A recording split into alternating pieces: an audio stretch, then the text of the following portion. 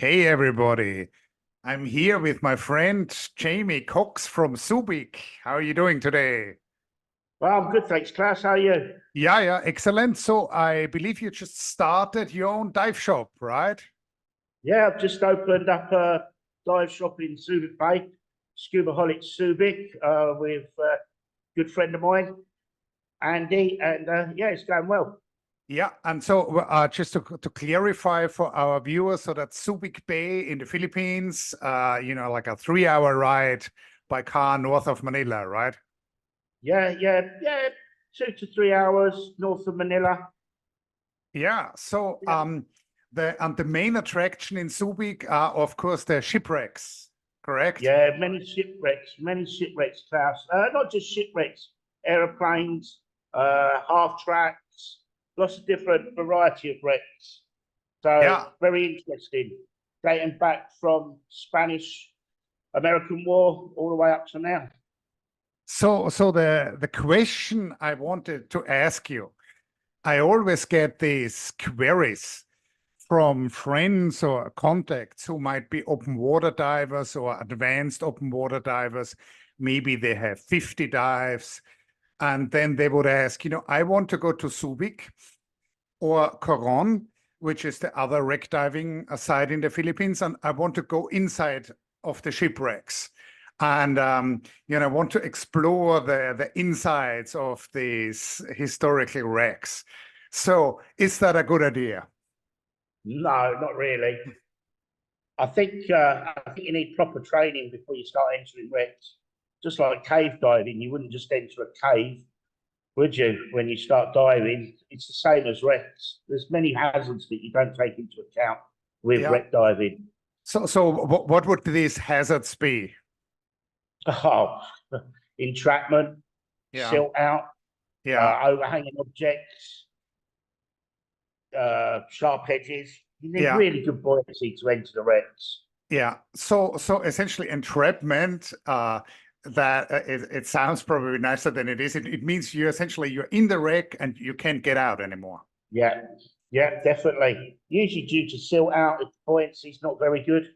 Yeah. I'm not saying that their buoyancy isn't good, but 50 dives, Yeah. have they mastered buoyancy properly to be going inside wrecks? I'm not that quite sure. So Yeah. I'd want to do a couple of practice dives with them before I was thinking of going into the El Capitan, Yeah. which is a lot more easier wreck Yeah. to penetrate. So, silt out, we're talking about, fine sediment, which is trapped in the wreck. Yeah, And then if you're, flailing around with your arms and yeah, legs. panicking. Yeah, Start to breathe a lot more heavily.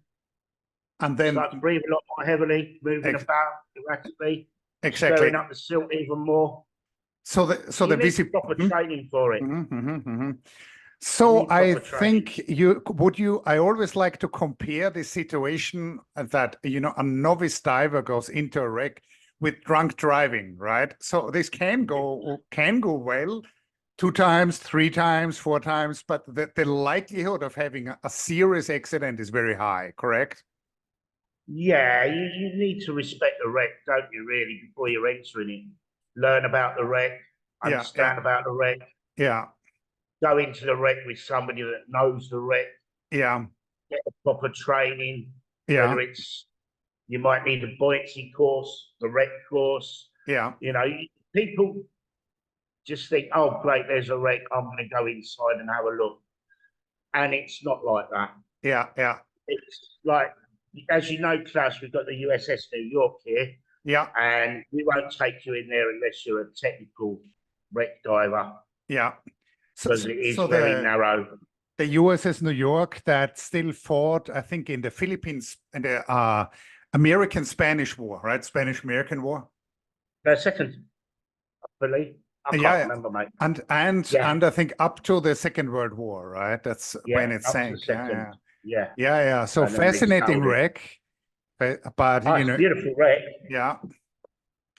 But you got to be careful. So what is the training? What are the steps? Let's say I'm a rescue diver. What are the next steps I should take for wreck diving training? Well, with whatever agency you decide to do your course with, a wreck course, as you know, We're PADI here, Mm-hmm. whether that's the thing, but we teach PADI here, and it's a 4-dive course, Mm-hmm. and it's a good introduction to wreck diving. Yeah. It's an introduction to wreck diving. It's not giving you that certificate to go and do full penetration on the New York. Yeah. And then just start working your way up. Yeah. You know, take your time. Don't rush into the bigger, deeper wrecks straight away. Yeah. Keep your practice, keep your skills sharp. So then after this introduction to wreck course, then comes the technical wreck diving, right? And I think these are two. We'd want you to be a technical diver, at least Tech 45. Mm-hmm. And that's 8 dives, I believe. Mm-hmm. And that is really going, learning silt outs, lost lines, retrieving lost lines, lost buddies out of their situations in the wreck. Yeah. Potential hazards that will happen, you know, sod's law. Yeah. So with lost lines, we're talking about lines which you would put down in the wreck to. These lines are your lifelines. You're laying them into the wreck to help you find your way out of the wreck. And if you lose that line, there could be some problems. Yeah, yeah. So this is a line you as a diver put down on your way in, correct? Yes. Yeah. We'll lay the lines as we go in. You don't want too many in the team, maybe 2 to 3 people going into the wreck at the time. Leaving a few stage bottles outside. Just in case. And so then got the spare air there. So talking about air, you would probably go with double back mount or side mount. The side mount. Side mount, those side mounts are getting a lot more popular these days. Yeah, so there's a lot of, even if you're a trained wreck diver, you need extra equipment. So this is really another argument against somebody coming as a open water diver with 40 dives. If you have a single tank, if something goes wrong, you want as many tanks there as possible. Yeah, exactly. Yeah,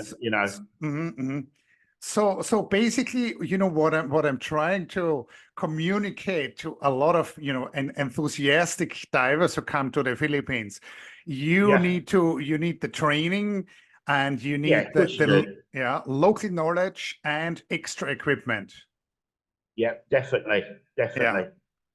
Okay, so basically, if somebody, then the option, I think, is twofold, right? If you come here, as a diver from Europe, and then either, enjoy the seagrass and the corals and, do easy dives, or enjoy the outside of the wrecks in Subic, correct? Yeah, that's perfectly fine. Yeah. A lot of marine life there. Actually, I will link to a video I made about the marine life on wrecks, and but if you want to go inside, you have to have training equipment and local knowledge. Definitely. Yeah, definitely. Now, you know what it's like with skiing, don't you? With skiing, you don't go up to a black run straight away and do it after 3 lessons, do you? Exactly. You're going to have a bad injury, aren't you? Or even worse. Exactly. Even experienced skiers have accidents. Exactly. So you need the right training, the right equipment before thinking of entering some of these wrecks. Yeah, exactly. So and then one last situation which I also have encountered is, so you come as, let's say, as an open water diver, advanced open water, you come to a dive shop, not your dive shop, and then a different dive shop, and then the dive master would say, let's go into the wreck, just trust me. That's a big red flag, isn't it? No, we won't take anybody inside the El Capitan without the PADI or SSI or whatever agencies. The wreck specified, and then we'd give them a good briefing, and we'd do a try dive with them first. Because we want to know what they're like. Before we're entering a wreck. So my safety and their safety. Exactly. So essentially, if a dive shop offers to take a diver into the wreck without, training and equipment which is necessary, that's a big red flag, and you should probably go to a different dive shop. That's not a good idea, is it? Yeah. It's not a good idea. Cool. So, I hope this has clarified some issues. And, normally I talk about little fish and shrimp, and in our conversation might actually save lives, I think. Yes. If somebody listens to us. And I hope they do. yeah. So, again, your credentials. So you're a tech diving instructor trainer, right? Yeah, I'm a Trimix instructor trainer. I've been a course director now for 12 years, instructor for 19, I think. Wow. Working around Asia. Yeah, wow. Very impressive credentials, of course. I'm just a regular tech diving instructor at this point. A few more things you want to say about your new dive shop? Well, we've just opened. We're based in Pacificklaus. Fast, really good amenities. We use speedboats to get you out to the dive sites. As you know, it takes us 10 minutes to get to the El Capitan now, Klaus, as opposed to 45 minutes. Nice.